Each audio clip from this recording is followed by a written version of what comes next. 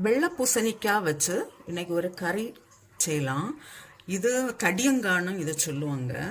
இதை இப்போ நமக்கு இந்த விதையெல்லாம் நீக்கிட்டு தோலும் நீக்கிட்டு கட் பண்ணி எடுக்கலாம். இப்போ இதில் ஒரு அரை ஸ்பூன் போல் மஞ்சள் தூள் போடுறேன்.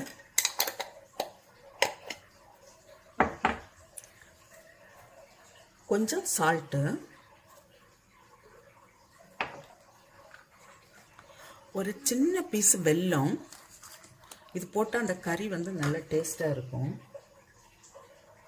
கொஞ்சமாக புளி கரைசல்,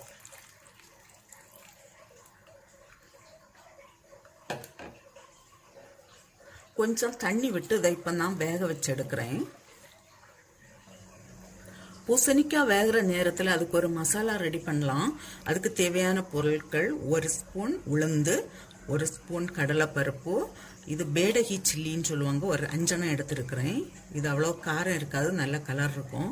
கொஞ்சம் கருவேப்பிலை, 2 ஸ்பூன் தனியா அதாவது கொத்தமல்லி, அரை ஸ்பூன் வெந்தயம், அரை ஸ்பூன் ஜீரகம், கொஞ்சம் கருவேப்பிலை. இதை இப்போ ஃப்ரை பண்ணி எடுக்கலாம்.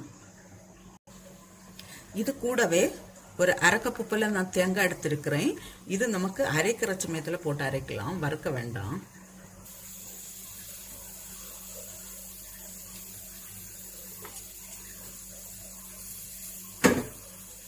ஒரு டீஸ்பூன் போல ஆயில் விட்டுருக்கிறேன்.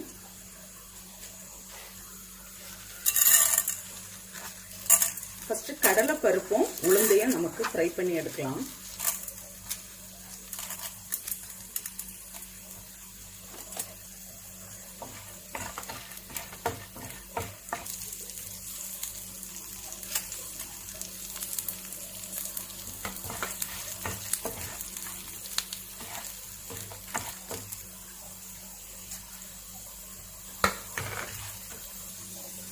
இது கூடவே நான் இப்போ தேங்காயும் போட்டு அரைக்கிறேன். கொஞ்சம் தண்ணி விட்டு அரைச்சு எடுக்கலாம்.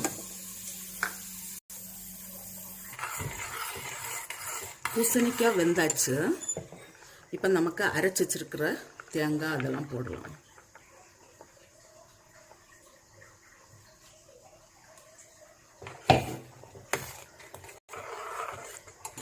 இப்போ இந்த கறிக்கு நான் கொஞ்சம் துவரம் பருப்பு வேக வச்சு வச்சிருக்கிறேன். இதை இதில் சேர்க்குறேன்.